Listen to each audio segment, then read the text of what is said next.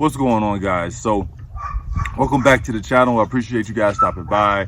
Love to see you guys always. It seems like I ain't seen y'all in a long time though. It seems like, you know, how y'all doing? How's grandma doing? How's auntie doing? Like, I feel like I ain't seen y'all in a minute. So, but I appreciate y'all stopping by. And the purpose of this video is real simple, it's real easy. So for the last 6 months, Keisha has been telling me I should be doing survival videos for you guys and putting out survival content. Because she feels like, well, not she, but we feel like you guys are gonna need it. We hope that you don't, but you know, worst case scenario, you know, if in the event that you guys need it, then you'll have the material, right, to take care of yourself and your family. But we've been feeling like, you know, the world is going to a different place, and whatever way that we can contribute to try to help you guys to survivability, then that's what we'll do. And the reason why she's been on me this much is because I was a Navy survival instructor for 15 years, from 2005 to 2020. Yeah, from 2005 to 2020, I was a survival. I don't like to call myself expert because that is so much to survival that you know, it's like it's one of them things like a lot of jobs, but it's one of them things where education is ongoing because there's so many different ways of doing things. But she told me that I should put out videos pertaining to that, and I was like, kind of dragged my feet with it. I actually did a video a couple of months ago. I was on Homestead Hearts Live, and I told her I was going to make these videos. And immediately after, like the next day, I went and made a video. This same video that I'm about to make right now. I made the video, but the wind was so heavy, it drowned out all the audio, and the video was garbage at that point. So I'm gonna remake the video now, right? Because I've been thinking about doing it for the last couple of days. So I was like, let me go ahead and at least do this video and get it out the way and get the ball rolling. So over the next couple of weeks, you can expect to see more survival videos, just showing you different ways, things that you can do to prep yourself, to prep your family, so that you can increase your survivability and just be in a better position to, in the event that stuff completely hits the fan, right? Completely hits the fan and goes south, then you have something to hold on to that's going to help get you through those times until better days come. Right, so I just wanted, so I'm gonna just start off by saying this is just a basic kind of introduction to what I'm gonna be covering over the next couple of weeks. All right, so now first off, I know a lot of you guys are following the preppers out there, which those guys are putting out some really good content, and I have nothing bad to say about any of them, right? But I just want to take this moment to add on to what information is already being put out, right? So let's go ahead and get started. Number one, right? All right, so I want you guys to think about your prepping. Sorry, I want you guys to think about your prepping. I want you to take a different outlook on your prepping. Because, okay, for example, if you're planning a trip, if you live in New York, or you live in Virginia, or you live in Florida, and you're trying to plan a trip to California in the summertime, right? There's gonna be certain steps and certain things that you take into consideration when you plan that trip, and the same thing goes for survival, right? If you're prepping for survival, there's certain things you gotta plan for. Yes, we can go out and we can buy a bunch of canned goods and throw them in the pantry and stock up, or throw them in some kind of cellar or basement and stock up. Yeah, we can do that. But is that all the only thing you have to think about? No, because you buy a bunch of canned goods and they got a can opener, you're defeating the purpose, right? You got nothing to open it with. You don't have any means of cooking it, of preparing it for eating, and none of that stuff, right? So there's a little bit more. It's not just go buy all this stuff and then let's you know, and then my job is done, right? So With that being said, when you prep, I want you to prep for one of two, if not both environments. It's going to be better for you to plan for both environments. You have what we would call a permissive and a non-permissive environment, right? When we talk about those things, okay, so when we talk about a permissive environment, that means an environment where, let's say, you guys lose lights or utilities for like maybe 2 or 3 days, right? Do you expect the world to go to hell in a handbasket in 3 days? Probably not, because people are sitting around waiting for the lights and everything to come back on. So you're not, you don't expect for violence to ensue. You know, there's nobody they're gonna bother you for 2 days, maybe, if lights are out for that long, unless people just really don't have what they need to take care of themselves, all right? So when you talk about a permissive environment, that's what we're talking about. We're talking about a period of time in which your life, you don't feel like your life is threatened. You don't feel like it's going to be that bad of an urgency for you to run out and try to get goods for your household. People aren't going to be trying to break into drugstores to steal medicines for the loved ones, right? They probably have someone on hand, and they can last 2 or 3 days without having to do stuff like that, right? So that's a permissive environment. So in environments like that, we have a little bit less concern about protection, right? Or running out of food.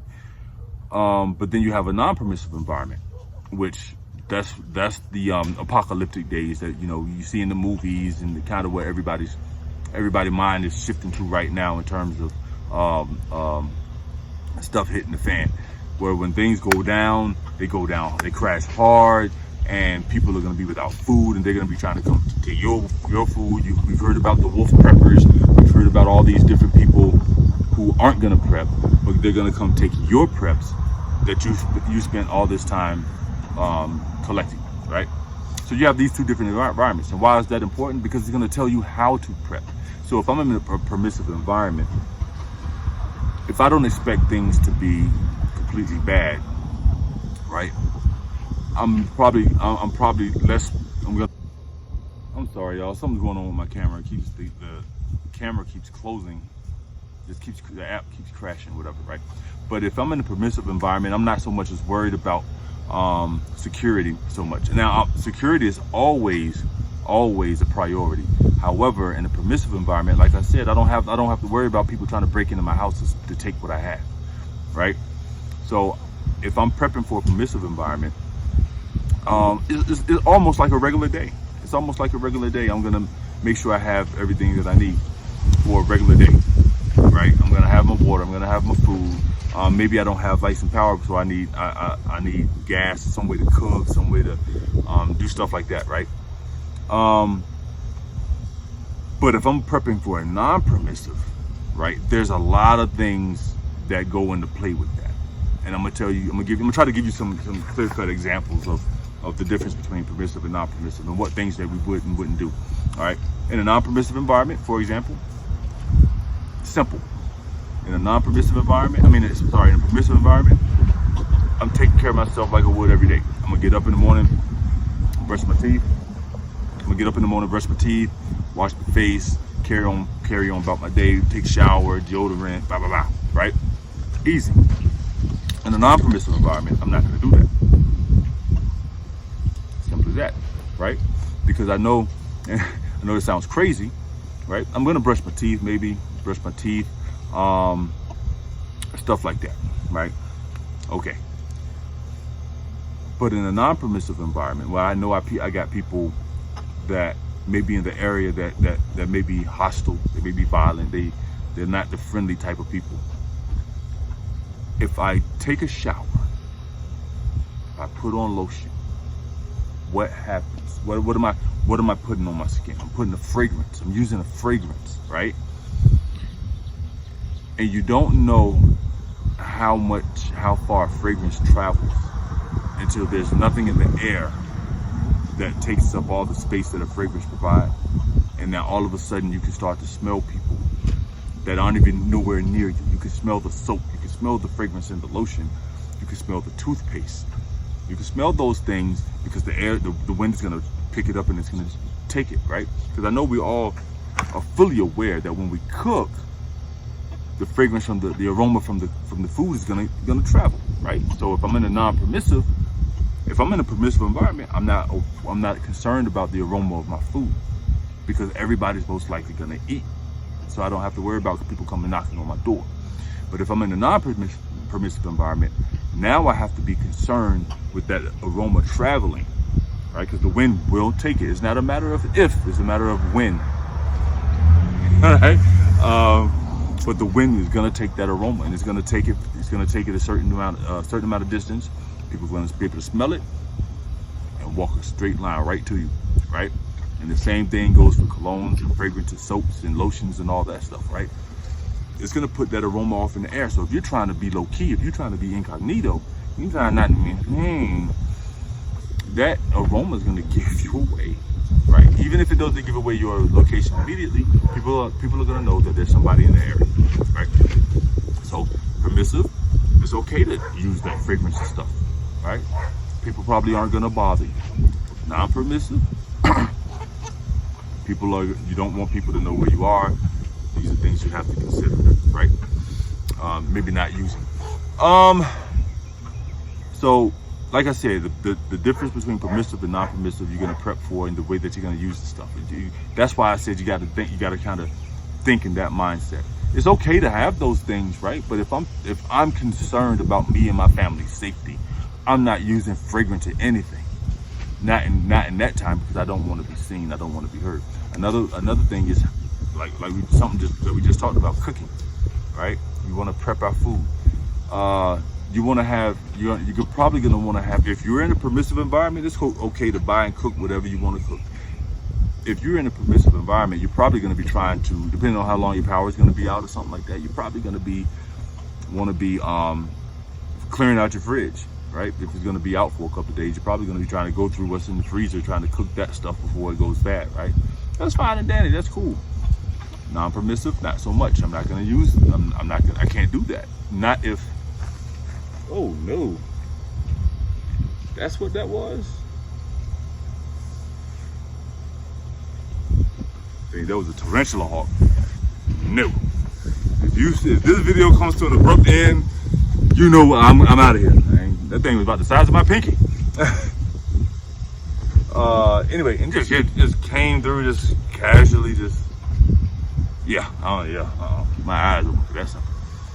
So anyway, if I'm in a non-permissive environment, I'm gonna probably need to have foods that that don't have to be cooked. That's gonna be my main thing, is probably have foods that don't necessarily need to be cooked. So that includes a lot of canned goods and things that can be basically your non-perishables. Your string beans, your corns, your beans, ravioli in a can, right? Those are things that I don't have to cook. So if I don't have to cook it, I don't have to create an aroma. I don't have to create that scent that scent cloud that's gonna travel.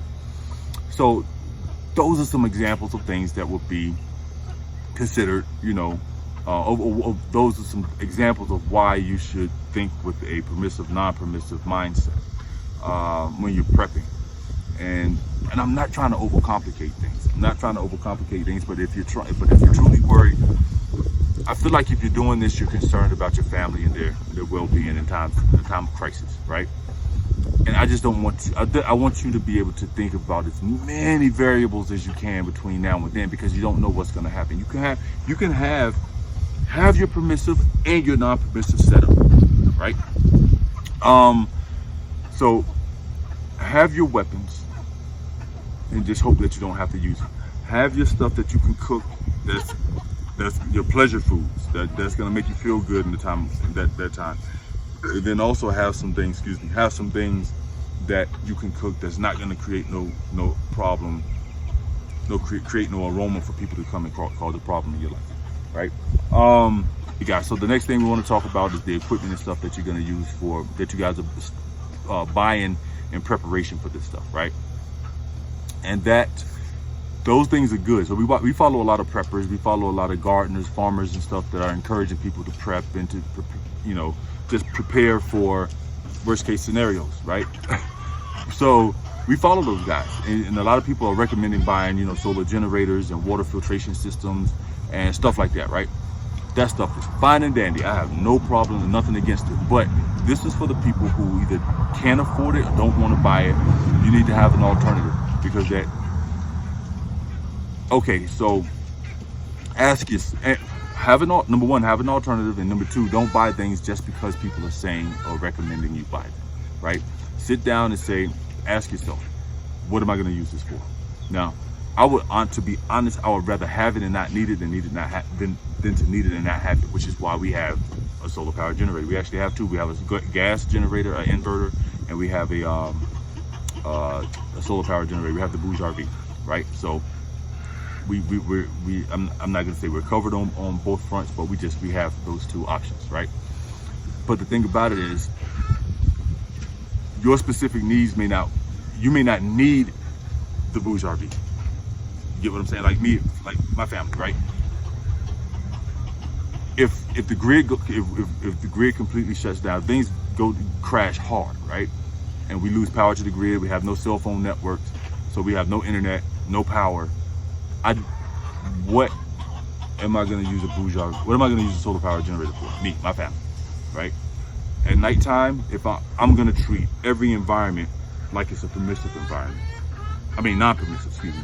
I'm going to treat it like a non-permissive environment, okay? Meaning priority is top of the list. I mean, security is my number one priority, top of the list, right? So I'm trying to protect my family, which means at nighttime, we're hunkered down somewhere safely to sleep, probably on watch rotations. You know, somebody's up. You know, one of the adults, one of the oldest kids, we're up. We're watching two-man integrity, maybe. So we're gonna have one or two people up on running rotation. So maybe up on watch, just watching out for everybody, listening for things. We're running this like it's a non-permissive. So I'm not gonna be worried about lights at nighttime. When you get up in the morning, we're gonna do everything we need to do in the daytime, and then at night we're gonna hunker down somewhere and be safe and be quiet, and we're gonna practice light discipline, right? So I'm not worried about lights. I'm not worried about a cell phone because the internet's down, right? So why do I need the Bouge RV? Once again, I'm not dissing or downing anyone that's saying go buy one, because once again, I would rather have it and not need it than to need it and not have it. So we have one. We have the Bouge RV and the solar panels, and like I said, we got a gas generator, but which we're gonna talk about that in a problem with the gas generator in a moment.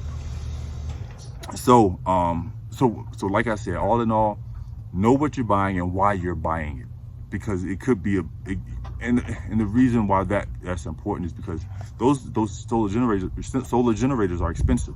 So could my money be best spent someplace else? So when they're introducing you to those things, they're not telling you go buy one. You have to go buy a solar generator. What they're telling you is that if you need a solar generator, this is an option that we've tested, we've tried, and we like it or we don't like it, right? So if you need one, here's our here's a review on this one, that one, this one. That's what they're saying. They're not saying go buy a solar generator because we have stock in them. They're not saying that, right? So know why you're buying it and know how to use the stuff that you're buying, right? And test that stuff before you need it. Like, take it out and test it right now, because it would suck for you to get out there and you got the solar generator and it doesn't work because of manufacturer defect, because they dropped it. They dropped it and threw it in the box, and nobody was the wiser to know that this thing wasn't working. So test that stuff before you need it. Now, let me talk real quick about the gas generator, it made me remember something that goes along with the aroma. What else travels better and more at night than the daytime, like the aroma? Sound, right? Sound and light. We're gonna practice light discipline. So in a permissive environment, I don't care about my flashlight. You can see it, that's fine. Non-permissive, I'm in creeper mode.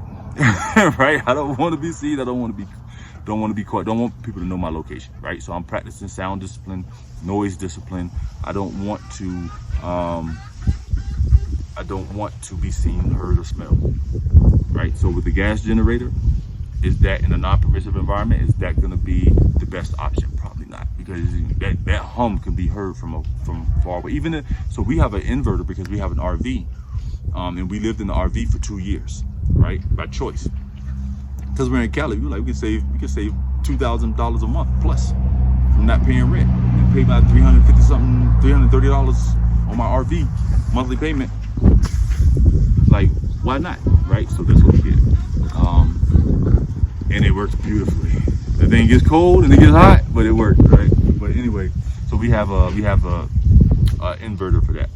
So, but the thing is, it's not as loud as a regular gas generator, so it's a little bit quieter, but it still puts out a lot of noise, right? And those are some things that, like I said, when it comes down to prepping, if you're serious about it, it's gonna take some digging. But what I don't want you to do is become discouraged. I do want to encourage you guys, and I should have said that first. I want to encourage you guys to continue. If you're prepping, continue on your prepping path.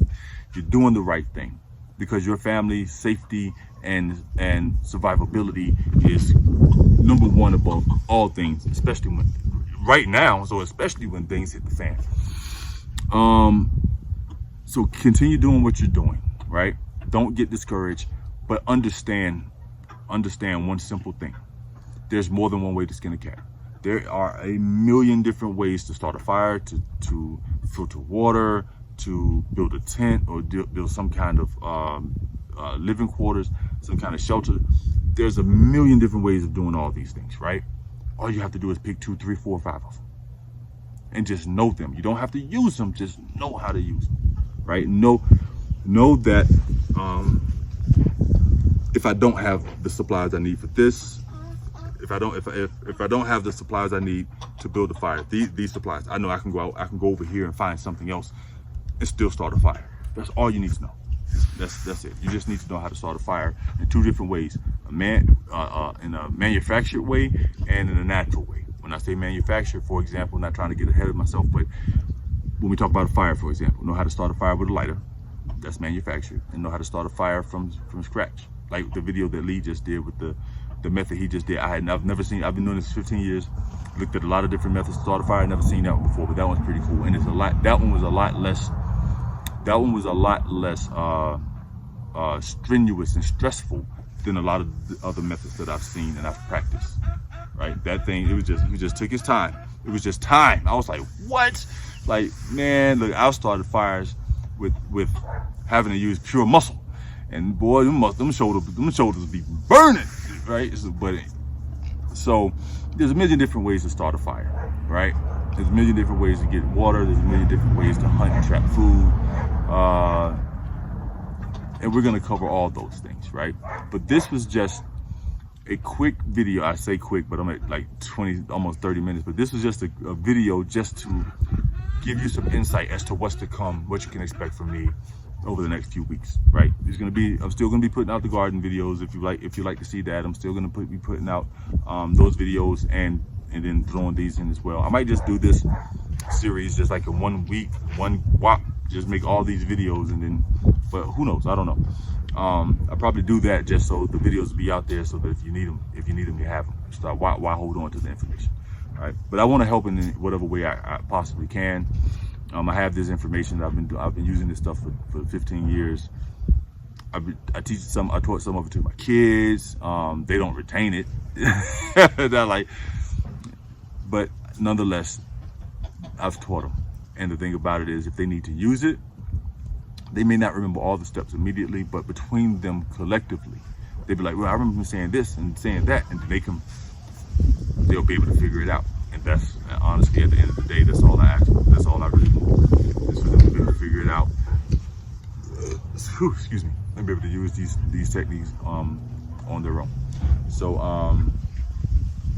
like I said, ladies and gentlemen, we're going to get more into, I guess, more of the details as we address each one. So we're going to do fire, water, shelter, personal protection. Not going to do navigation, because navigation is a whole nother beast on its own, right? But if you don't know how to use a map, and I'm talking about just a regular street map, then, some of y'all like me, we're old school. We this before the days of GPS. We were using MapQuest, right? Or we was going to the store, and because I'm from Virginia and I was in the Navy, I was stationed in Mississippi, trying to go home on vacation to Virginia, and I had to go to the store and buy that map of the United States that was this thick, and be able to trace my way all the way home. All right, I had to do that. Right, a lot of us had to do that. College students had to do that. Right, but we're gonna go over quite a bit of stuff. And I'm gonna try to cover as much as possible, because remember, I'm not even using any instruction manuals. I have access to them. You know, I'll just have to make a phone call and I can get them. But I'm doing everything off the top of my head. I'm gonna put out as much as I can and try to be as thorough as I can without being too complicated and making things, and you know, discouraging people from even wanting to try. All right, but honestly, I think it's gonna be fun. I think you guys are gonna enjoy it. Because this will be the first time for a lot of people seeing and doing things like that, starting fires, finding water and stuff like that. So I think that'll be cool. So, ladies and gentlemen, I appreciate you. I do 100%. We are close to 700 subs at this point, and we appreciate each and every one of you for being here and staying with us and sticking with us and rocking with us through the whole thing. Because it takes a lot to be able to get up and turn this camera on and continue to push out content. It takes a lot. I severely underestimated it, but maybe it's just a lot for me right now because I have so much going on. I try to get, like, I'm in the garden every day. I just don't cut the camera on. But we definitely appreciate you guys rocking with us. Keisha's a little bit under the weather today, so y'all, so keep her lifted up. You know that she's gonna feel better. I'm gonna do everything I can to try to help nurse her back. And we appreciate you guys sticking with us, and we will see you guys. I'll see you guys in the next video. All right, y'all take care. Love y'all. Peace out.